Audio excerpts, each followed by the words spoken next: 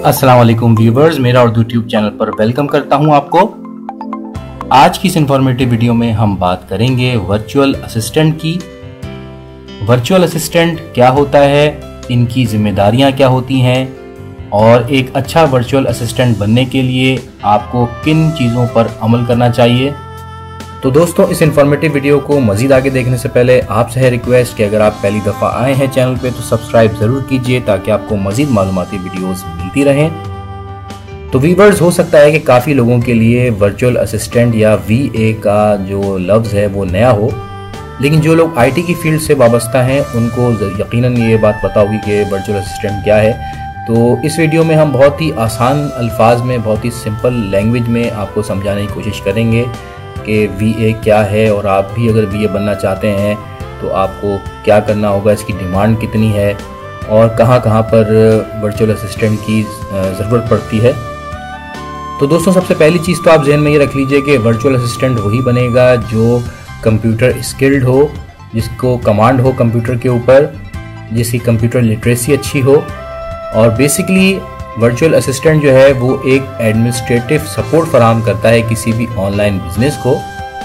जिस तरह किसी भी ऑफिस में ऑफिस असिस्टेंट होता है जो तमाम एक्टिविटीज़ और ट्रांजैक्शंस को देखता है, इसी तरह ऑनलाइन बिजनेसेस के लिए, उनको रन करने के लिए, मार्केट में कम्पीट करने के लिए वर्चुअल असिस्टेंट की ज़रूरत पड़ती है। प्रोडक्ट हंटिंग से लेके प्रोडक्ट डिलीवरी तक मुख्तलिफ चीज़ों को वर्चुअल असिस्टेंट जो है वो मैनेज करता है, एनालाइज करता है। और वर्चुअल असिस्टेंट की बहुत सी जिम्मेदारियां और भी हो सकती हैं। वर्चुअल असिस्टेंट जो है वो बेसिकली टास्क बेस्ड काम करता है और ये ज़रूरी है कि वो मल्टीटास्किंग हो। VA को समझने के लिए हमें ऑफिस असिस्टेंट को समझना होगा।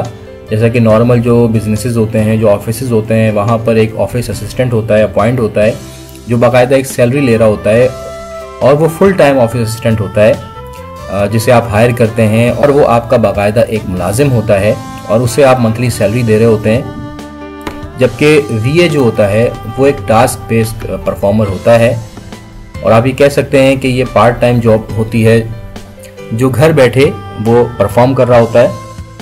यानी ये ज़रूरी नहीं है कि आप वर्चुअल असिस्टेंट को अपने ऑफिस बुलाएं या अपने साथ बिठाकर काम करवाएं। आप उसे कोई भी टास्क दे सकते हैं अपने बिजनेस के हवाले से, जो वो अपनी स्किल्स और एक्सपीरियंस के मुताबिक सरअंजाम देता है। घर बैठ के वो काम कर सकता है। तो अगर हम गूगल के ऊपर देखें वर्चुअल असिस्टेंट की डेफिनेशन, तो आपको कुछ इस तरह का स्टेटमेंट मिलेगा। Virtual assistant is generally self employed and provides professional, administrative, technical और creative assistance to clients remotely from a home office. तो अक्सर ऐसा भी होता है कि वर्चुअल असिस्टेंट खुद अपना ऑफिस खोल के बैठे हुए होते हैं अपने घर में, कोई कमरा उन्होंने मुख्तस किया हुआ होता है और वहाँ से बैठ के वो पूरी दुनिया से कनेक्ट होते हैं या अपने क्लाइंट के साथ कनेक्ट होते हैं और उनकी जो टास्क होते हैं उनको सर अंजाम दे रहे होते हैं और उनका जो काम है वो करके दे रहे होते हैं। और ये काम मुख्तलिफ हो सकता है। मैं आपको भी डिटेल में बताता हूँ कि क्या क्या ड्यूटीज़ होती हैं वर्चुअल असिस्टेंट की। तो आज की मॉडर्न डिजिटल दुनिया में वर्चुअल असिस्टेंट की अहमियत बढ़ती जा रही है, क्योंकि ज़रूरी नहीं है कि हर ऑनलाइन कारोबार करने वाले को बिज़नेस के साथ साथ टेक्निकल नॉलेज भी हो। इसीलिए ऑनलाइन बिज़नेस करने वाले सेलर्स जो हैं ख़ास तौर पर, वो वर्चुअल असिस्टेंट को अपॉइंट करते हैं। वर्चुअल असिस्टेंट की सबसे बड़ी डिमांड जो है वो अमेज़ॉन और दराज के ऊपर है।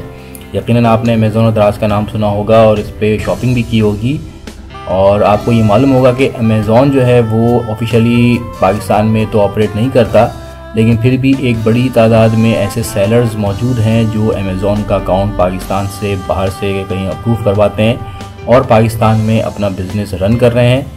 और अमेज़ॉन जो है वो दुनिया की सबसे बड़ी ऑनलाइन मार्केट है। इसके अलावा दूसरे नंबर पर दराज है, जो कि एक बेहतरीन प्लेटफॉर्म है और ये पाकिस्तान में ऑपरेट करता है। और दराज ने पिछले एक साल में अगर हम देखें तो बहुत तेज़ी के साथ ग्रो किया है, और दराज ने बेसिकली अमेज़ॉन का ही बिज़नेस मॉडल कॉपी किया हुआ है। तो बेसिकली जो इसका सॉफ्टवेयर है वो तकरीबन अमेज़ॉन जैसा ही है। तो जिस तरह दराज पर डिमांड बढ़ती जा रही है, शॉपिंग बढ़ती जा रही है, उसी तरह वहाँ पर सेलर्स भी बढ़ते जा रहे हैं और हर तरह की प्रोडक्ट आपको वहाँ पर देखने को मिलेगी, जिसे आप बाकायदा ऑनलाइन ऑर्डर करके बाय कर सकते हैं। तो अगर आप दराज पर भी काम करना चाहते हैं तो भी आपको वर्चुअल असिस्टेंट या VA की ज़रूरत पड़ेगी, जो टेक्निकली आपकी प्रोडक्ट को मैनेज करेगा। एग्जांपल के तौर पर आपको मैं बता देता हूं कि वर्चुअल असिस्टेंट आपके लिए क्या क्या कर सकता है। बेसिकली टास्क बेस्ड एक्टिविटीज़ ये परफॉर्म करता है। जैसा कि मैंने शुरू में बताया, कोई भी टास्क उनको दी जा सकती है। फॉर एग्जांपल प्रोडक्ट हंटिंग, कि कौन सी चीज़ जो है वो डिमांड में है और उसको सेल किया जाए दराज के ऊपर या अमेज़ॉन के ऊपर, तो वो रिसर्च करेगा और आपको बताएगा कि कौन सी प्रोडक्ट जो है वो मार्केट में इन है और लोग उसे बाय करना चाहते हैं। इसके अलावा मैन्युफैक्चरर और जो सप्लायर हैं उनके ऊपर भी वो रिसर्च करेगा कि जो प्रोडक्ट वो आप सेल करना चाह रहे हैं उसके मैन्युफैक्चरर्स कहाँ पर मौजूद हैं, उनसे वो कोऑर्डिनेट करेगा, उनसे डीलिंग भी करेगा, सप्लायर से वो बात कर सकता है। तो इस तरह वो प्रोडक्ट को अरेंज करेगा। इसके अलावा प्रोडक्ट लिस्टिंग बहुत इंपॉर्टेंट चीज़ है। जब प्रोडक्ट आप बाय कर लेते हैं बेचने के लिए, तो उसकी फिर लिस्टिंग की जाती है ऑनलाइन वेबसाइट के ऊपर, उसकी पिक्चर्स लगाई जाती हैं। उस पर अगर कोई आप डिस्काउंट देना चाह रहे हैं तो उसको आपने मार्केटिंग के तौर पे शो करना होता है। और आपकी अगर एक से ज़्यादा प्रोडक्ट्स हैं तो उसकी प्रोडक्ट लाइन जो है वो बनानी होती है। कुछ कीवर्ड्स यूज़ करने पड़ते हैं जिससे आपकी जो समझ लेंगे ऑनलाइन जो शॉप है वो ऊपर आए, शो हो व्यूवर्स को, जो लोग सर्च कर रहे हैं उनके पास किस तरह वो शो होगी, किस तरह आप अट्रैक्ट करेंगे बायर्स को। तो प्रोडक्ट की रैंकिंग भी वो करता है। इसके अलावा प्राइसिंग के बारे में भी वो बात कर सकता है।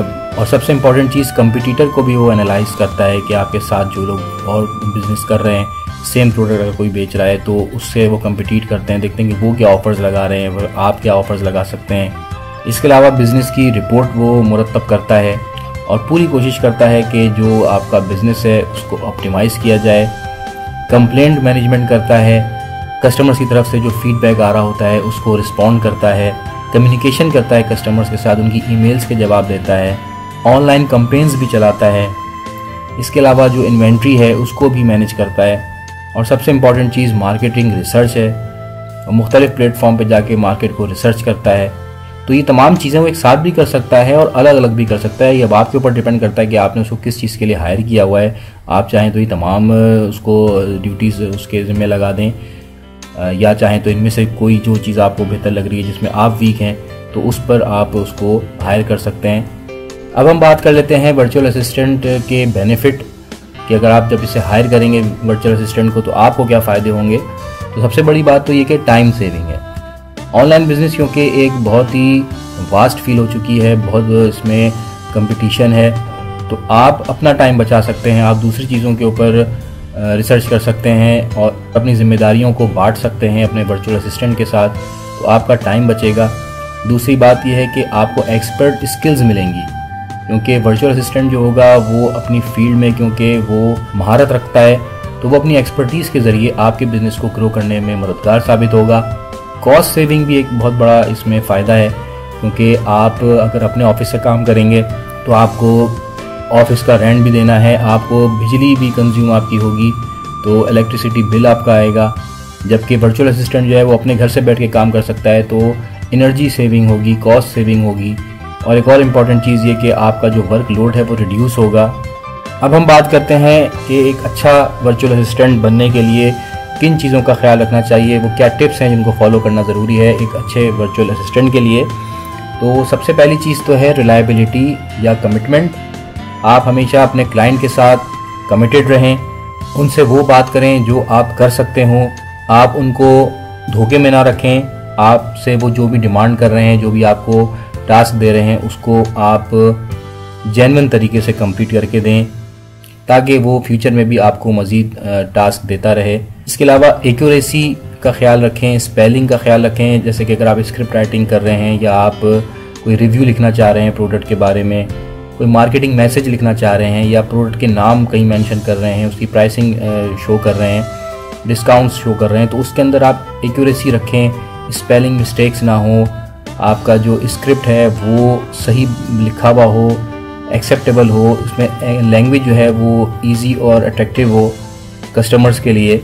इसके अलावा आप अपने क्लाइंट के साथ प्रॉमिस जो करें उसको आप पूरा ज़रूर करें। आपने फॉर एग्ज़ाम्पल आपको कोई काम उसने दिया है कि जी 2 दिन में मुझे ये टास्क जो है कंप्लीट करके देनी है आपने, तो आप फॉर एग्ज़ाम्पल नहीं कर पा रहे उसको, आप समझते हैं कि नहीं 2 दिन में तो काम नहीं हो सकता, ये कम से कम 4 से 5 दिन लेगा, तो आप ये चीज़ उसको पहले ही बता दें कि ये चीज़ जो है जी इतना टाइम में कंप्लीट होगी। ये ना हो कि जब उस टाइम पूरा हो जाए, 2 दिन कंप्लीट हो जाए और वो जब आपसे इस चीज़ का तकाजा कर रहा हो कि जी आप कंप्लीट करके उसको टास्क दे देंगे, तो और आप ना दे सकें तो आप एंड टाइम पे उसको ये चीज़ ना बोलें कि जी मैं नहीं कर सकता या मुझे मज़ीद टाइम चाहिए, तो इस तरह एक बैड इम्पैक्ट पड़ता है आपके क्लाइंट के ऊपर। तो बेहतर यह है कि आप इंटीग्रिटी दिखाएं और जो प्रॉमिस करें उसे वक्त पर पूरा करें। कोई डिले फैक्टर हो तो आप ज़रूर नेगोशिएट करें अपने क्लाइंट के साथ। दोस्तों ये तमाम चीज़ें बहुत ज़्यादा प्रैक्टिकल और टेक्निकल हैं जो मैं आपसे शेयर कर रहा हूँ। अच्छा, इसके अलावा एक अच्छा वर्चुअल असिस्टेंट बनने के लिए यह है कि आपकी पर्सनैलिटी अच्छी होनी चाहिए। अब पर्सनैलिटी जो होती है वो तो ज़ाहिरी होती है, लेकिन एक पर्सनैलिटी होती है जो आपकी क्रेडिबिलिटी को इन्हांस करती है, और वो होती है आपकी रिलेशनशिप विद द क्लाइंट। तो हमेशा कूल माइंड के साथ आप निगोशिएट करें। आपकी जो कम्युनिकेशन हो अपने क्लाइंट के साथ उसमें आप कर्टसी दिखाइए ताकि क्लाइंट आपके ऊपर भरोसा करे और आपको फ्यूचर में मज़ीद टास्क दे। और एक चीज़ का ज़रूर ख्याल रखें कि आप किसी चीज़ को ना करें। आपको अगर कोई प्रोजेक्ट मिलता है क्लाइंट की तरफ से और फॉर एग्ज़ाम्पल आपको उस चीज़ पर काम नहीं आता, तो बेहतर है कि आप कहीं से मदद ले लें, किसी रिसोर्सेज से आप उस चीज़ को हासिल कर लें और अपने क्लाइंट को टास्क कंप्लीट करके दें। आप अगर उसे नो कह देंगे तो एक बैड इम्पैक्ट जाएगा और फ्यूचर में हो सकता है कि आपको मज़ीद जो है वो प्रोजेक्ट्स ना मिलें।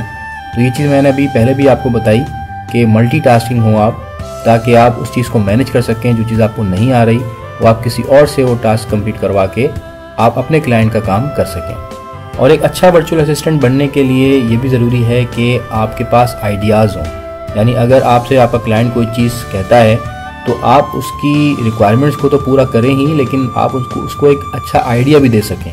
उससे ये होगा कि क्लाइंट को लगेगा कि जी ये बहुत ज़्यादा मुखलिस है, और इससे उसको अपने बिज़नेस को ग्रो करने में आसानी होगी। और ज़ाहिर है कि जब उसका बिज़नेस ग्रो होगा तो वो आपको भी मज़ीद टास्क देगा और आपकी जो इनकम है उसमें भी इजाफा होगा। और लास्ट जो सबसे ज़बरदस्त स्टेप है वो ये कि फॉलो अप रखें आप। आपको फॉर एग्ज़ाम्पल 3-4 क्लाइंट एक साथ मिल जाते हैं तो ये ना हो कि आप बोलें कि ये चले मैं एक का काम कर लेता हूँ, अगर 1, 2, 3 चले भी गए तो कोई मसला नहीं है। तो ये चीज़ ना सोचें, आप तमाम क्लाइंट्स को सेम वैल्यू दें, सेम टाइम दें, सबको इम्पोर्टेंस दें और उनसे फॉलो अप रखें, क्योंकि इससे आपका नेटवर्क बढ़ेगा, आपकी क्रेडिबिलिटी बढ़ेगी और आपको फ्यूचर में मज़ीद प्रोजेक्ट्स मिल सकेंगे। अब हम बात करते हैं कि वर्चुअल असिस्टेंट जो है वो अपनी सर्विसेज कहाँ पर सेल कर सकता है, या अगर आप कोई सेलर हैं तो आप कैसे वर्चुअल असिस्टेंट को हायर कर सकते हैं, आपको ये कहाँ मिलेंगे। तो हर कोई तो वर्चुअल असिस्टेंट नहीं बन सकता, क्योंकि मैंने शुरू में बताया कि इसके लिए कंप्यूटर एक्सपर्टीज़ ज़रूरी है। इसके लिए आपको बहुत से सॉफ्टवेयर्स पे काम करना होता है, आपको कंप्यूटर की कंप्लीट नॉलेज होनी चाहिए। तो बहरहाल जो भी वर्चुअल असिस्टेंट होते हैं वो अपने जो पोर्टफोलियो हैं वो पब्लिश करते हैं मुख्तलिफ वेबसाइट के ऊपर। आप वहाँ से जाके उन्हें सर्च आउट कर सकते हैं। फॉर एग्ज़ाम्पल अपवर्क एक वेबसाइट है, इसके अलावा फ्रीलांसर एक वेबसाइट है जहाँ पर वो अपनी सर्विसेज को सेल कर रहे होते हैं, आप वहाँ से उन्हें हायर कर सकते हैं। इसके अलावा कुछ वर्चुअल असिस्टेंट अपनी वेबसाइट भी बनाते हैं और वहाँ पर भी वो अपनी सर्विसेज को ऑफ़र कर रहे होते हैं, तो आप उनको वहाँ से भी सर्च आउट कर सकते हैं और अपने बिज़नेस को बूस्ट करने के लिए इनसे मदद ले सकते हैं। तो दोस्तों ये था वर्चुअल असिस्टेंट, और आई होप कि मैंने बहुत ज़्यादा सादा ज़बान में आपको वर्चुअल असिस्टेंट के बारे में बताया है। और दुनिया में जैसे कि आपको पता है कि जो वबा फैली हुई है उसकी वजह से बहुत से ऐसे कारोबार हैं जो ऑनलाइन हो रहे हैं या घर बैठ के लोग काम कर रहे हैं, और ऑनलाइन बिज़नेस की जो डिमांड है वो बहुत ज़्यादा बढ़ चुकी है और ऑनलाइन शॉपिंग जो है वो बहुत ज़्यादा हो रही है। तो आप भी वर्चुअल असिस्टेंट को हायर करके अपने ऑनलाइन बिज़नेस को ग्रूम कर सकते हैं और अपने प्रॉफिट में भी इजाफा कर सकते हैं। तो दोस्तों आज तक के लिए इतना ही। अगर आपको वीडियो अच्छी लगी हो तो लाइक ज़रूर कीजिएगा, शेयर कीजिएगा। थैंक्स फॉर वॉचिंग मेरा Urdu YouTube channel. Take care, अल्लाह हाफिज़।